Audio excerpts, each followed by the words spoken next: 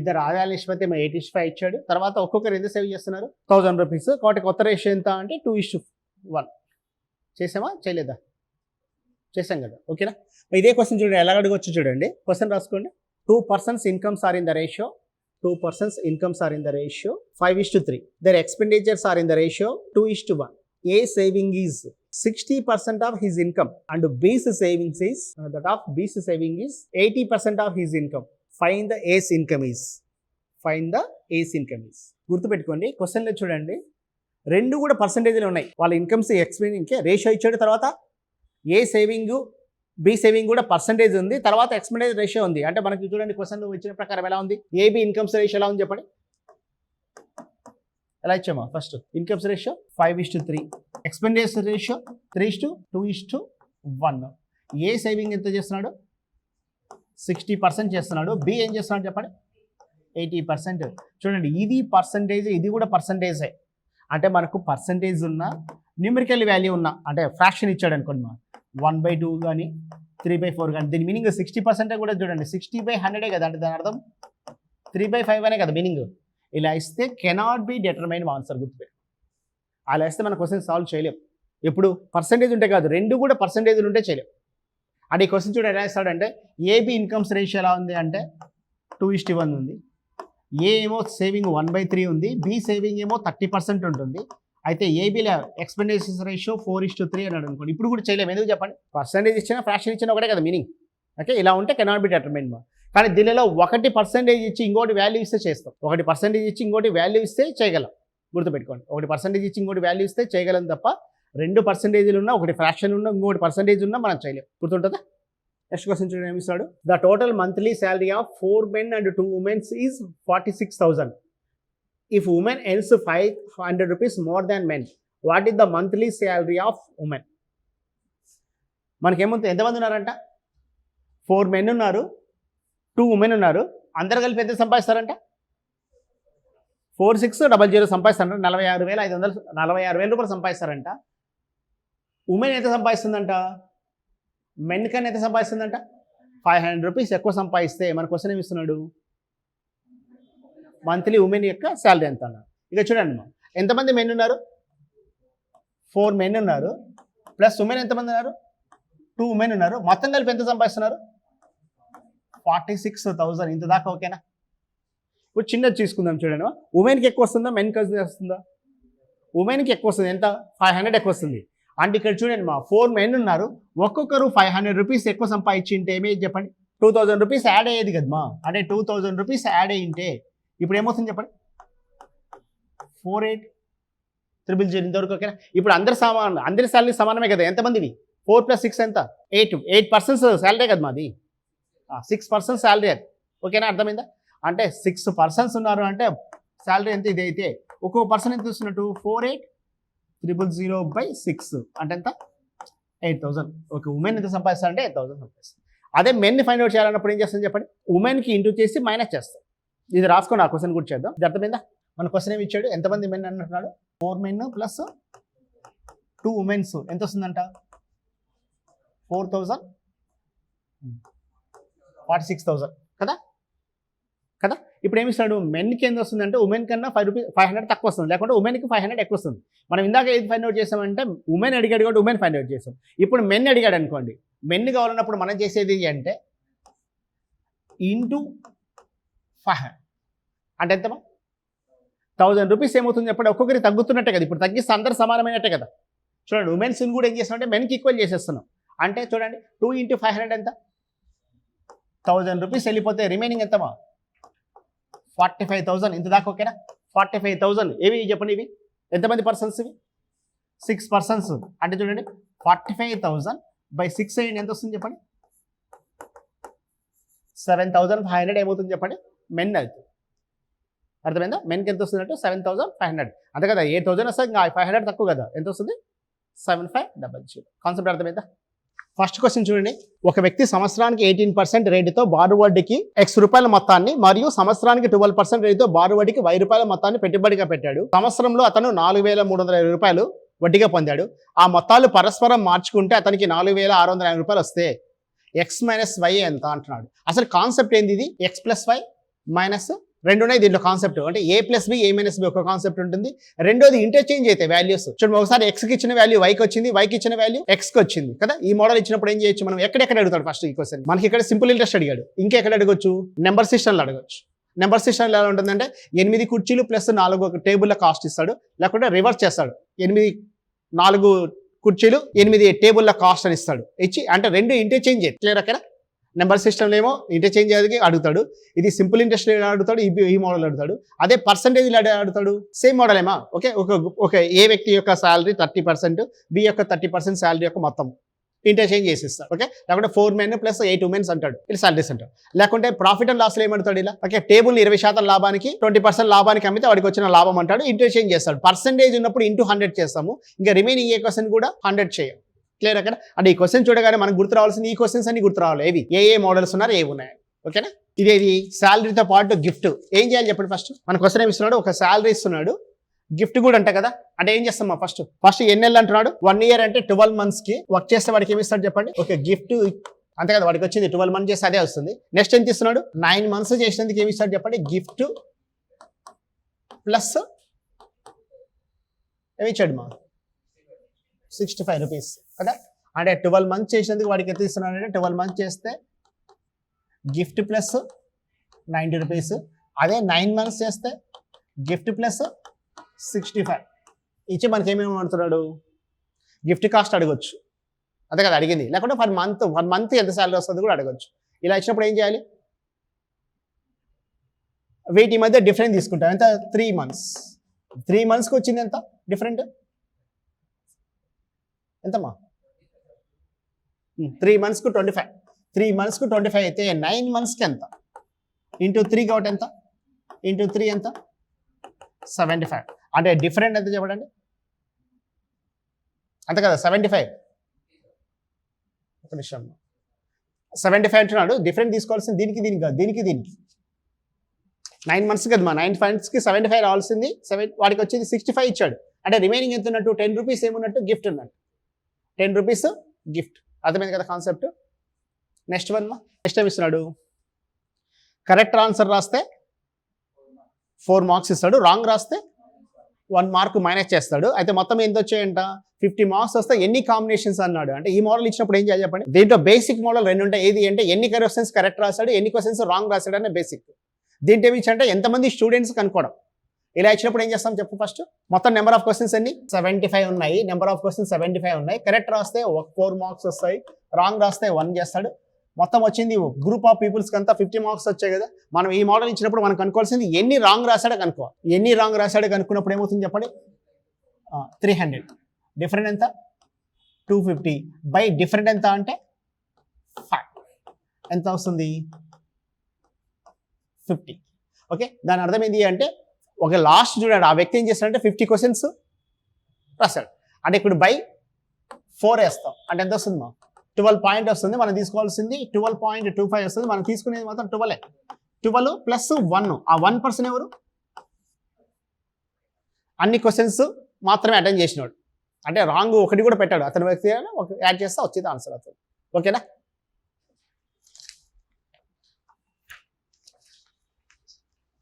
జనరల్గా cat exam 2007లో ఈ question ఇచ్చాడు. 2007 కాదు 2009 or 10లో వచ్చింది ఈ క్వశ్చన్. 12లో ఏమొచ్చింది అంటే ఇక్కడ చూడండి, రాంగ్ రాస్తే కరెక్ట్ రాస్తే 4 marks ఇస్తున్నాడు, రాంగ్ రాస్తే -1. అటెంప్ట్ చేయకుంటే 1 mark బోనస్ ఇస్తాడు. అంటే 3 types క్వశ్చన్స్ ఉన్నాయి ఇక్కడ చూడండి. అంటే 3 ఓకే, వాడికి మార్క్స్ ఎలా వస్తాయంటే 3 రకాలుగా. ఇది అటెంప్ట్ చేస్తే ఏమి ఇస్తాడు చెప్పండి, కరెక్ట్ రాస్తే 4 marks ఇస్తాడు, రాంగ్ రాస్తే 1 mark తీసేస్తాడు. నెక్స్ట్ ఏం చేస్తున్నాడు, ఏమి అటెంప్ట్ చేయకుంటే ఒక బోనస్కి 1 mark ఇస్తాడు. ఆ క్వశ్చన్ వచ్చింది, రేపు వెతకండి మా నెట్లో, లేకుంటే నేను నెక్స్ట్ క్లాస్ అప్పుడు చెప్తాను ఆ క్వశ్చన్ ఎలా సాల్వ్ చేయాలి. ఓకే, గుర్తయితే చేయండి. ఓకేనా. మరి జనరల్గా అప్డేట్ కాకుంటే జాబ్ రాదు, మీరు ఒప్పుకోకున్నా. ఓకే, అప్డేట్ కావడం చాలా మస్ట్. ఓకే, ప్రజెంట్ ట్రెండ్ ఏ క్వశ్చన్స్ వస్తున్నాయి, ఎలా వస్తాయి, ఎలా అని తెలుసుకుంటే ఏమవుతుంది చెప్పండి, ఈజీ అవుతుంది. మనం చూడండి ఇందాక మనం చేసిన క్వశ్చన్ ఈజీ క్వశ్చనే.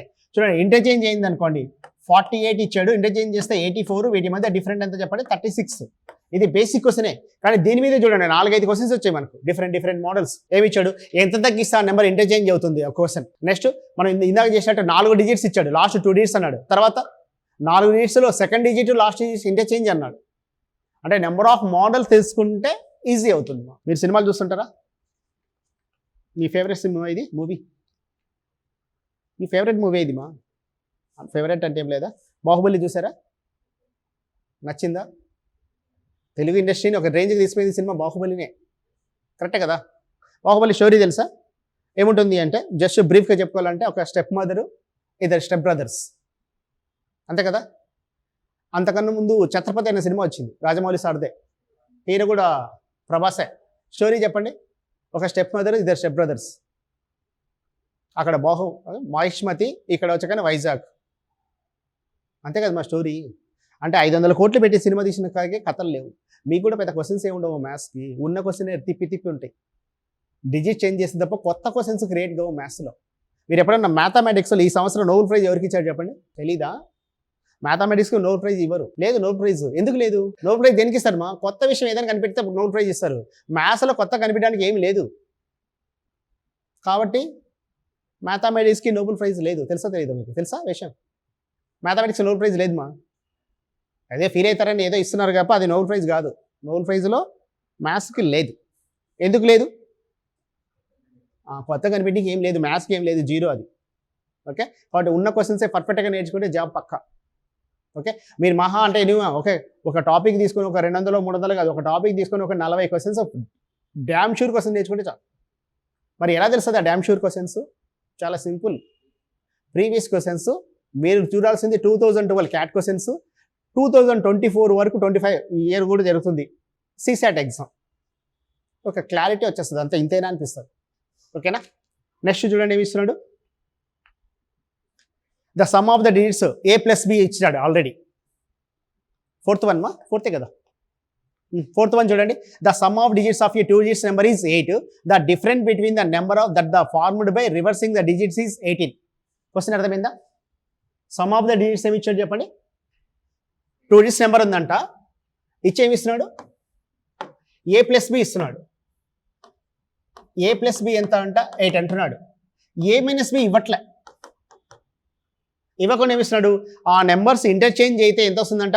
18 వస్తుంది అంటున్నాడు. అంటే దాని అర్థం చూడండి 18/9 రాస్తే వచ్చే వాల్యూ ఎంత చెప్పండి? 2 అనేది ఏం చెప్పండి?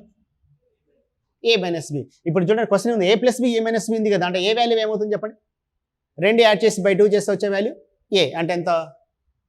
5. డిఫరెంట్ బై 2 అంటే ఎంత? 3. ఆ నెంబర్ ఎంత అంటే 53.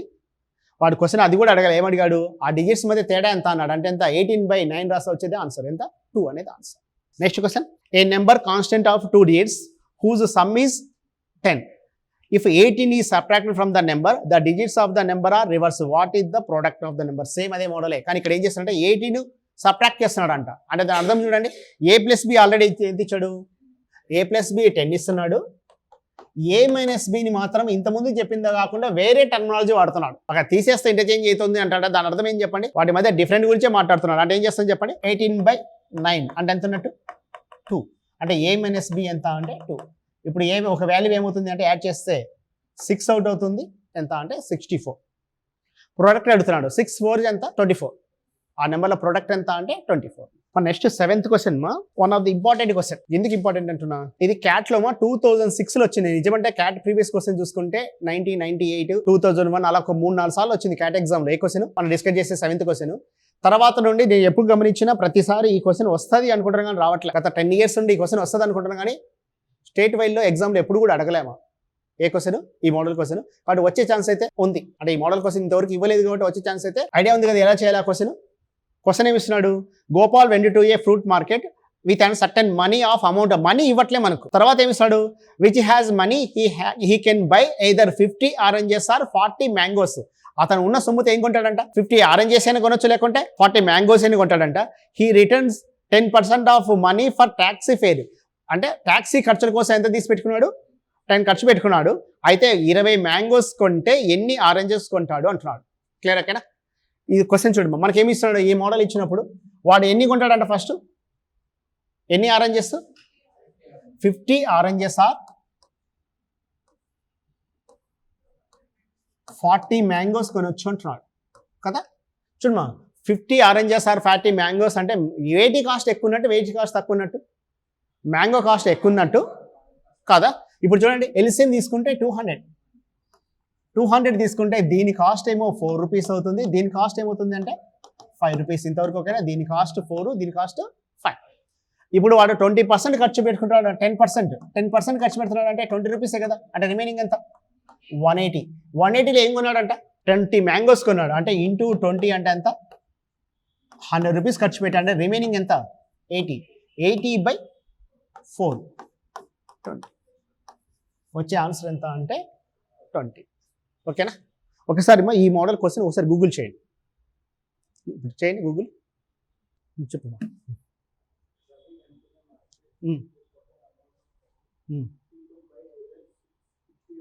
60 యాపిల్సా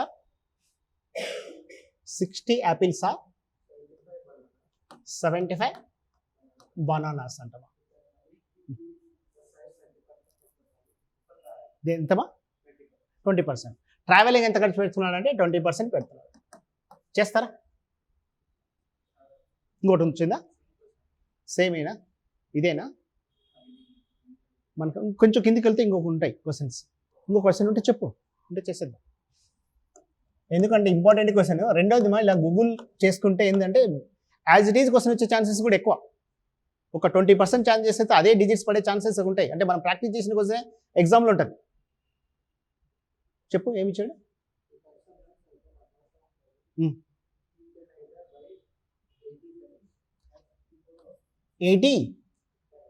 80 పెన్సా 64 నోట్బుక్స్.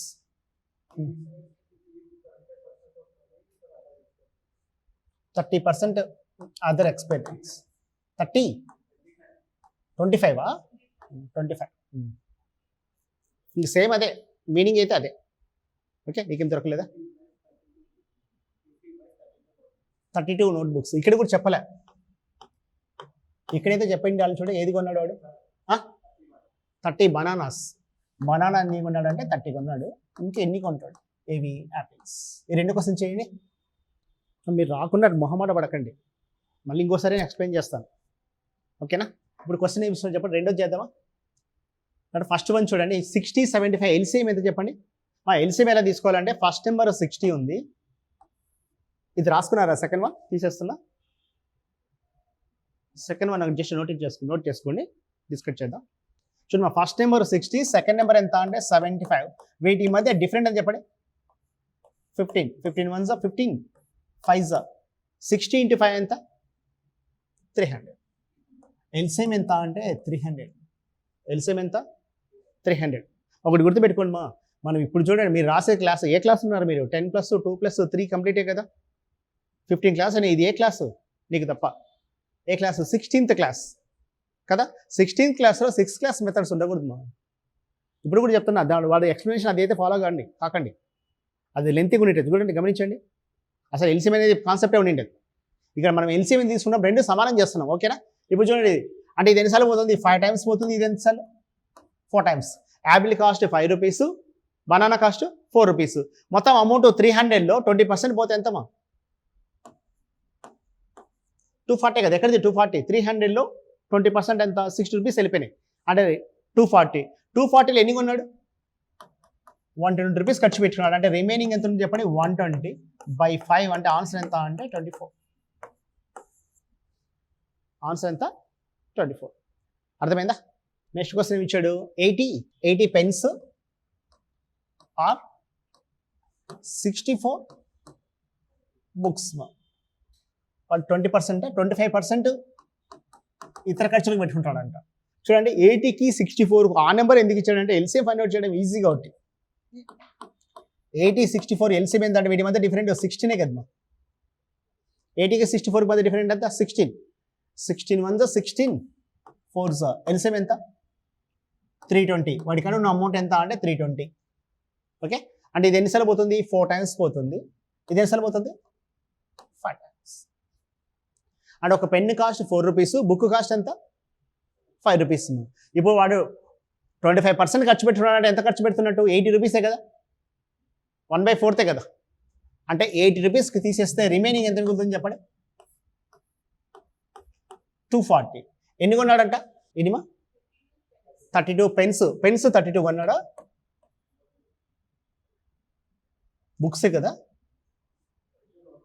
బుక్సే కొనింటాడు ఎందుకంటే ఇది వాల్యూ పోదు 32 కొన్నాడు అంటే ఎంత ఖర్చు పెట్టుకున్నట్టు 160 రూపీస్ ఖర్చు పెట్టాడు అంటే రిమైనింగ్ ఎంత 80 బై 4 అంటే ఎన్ని కొన్నట్టు అంటే 20 కొన్నాడు ఎంత కొన్నాడు 20 కొన్నాడు మనం ఇందాక ఈరోజు చేసిన లాస్ట్ క్వశ్చన్ ఇది క్వశ్చన్ ఒకటే model 2 books cost as much as 6 pens 8 pens as much as 10 pencils idea ఉంది కదా ఇది ఎలా చేయాలి వాడు క్వశ్చన్ ఏమని ఇచ్చాడు షార్ప్నర్ కాస్ట్ 10 cents అయితే బుక్ కాస్ట్ ఎంత అంటున్నాడు బుక్ కాస్ట్ అంటే బుక్ ఎక్కడ ఉంది మనకు లెఫ్ట్ ఆర్ రైట్ ఉంది 6 8 ఇచ్చాడు కదా అంటే మనం చేసే 8 ఇంటూ ఏం తీసుకుంటాం చెప్పండి 8 ఇంటూ ఫస్ట్ కాంబినేషన్లో 8 రెండో దాంట్లో కాదు మా 6 ఇంటూ 10 ఇంటూ 20 ఇంటూ అంతే కదా రెండోది 6 ఫస్ట్ దాంట్లో 6 ఉంది తర్వాత 10 6 ఇంటూ 10 ఇంటూ 20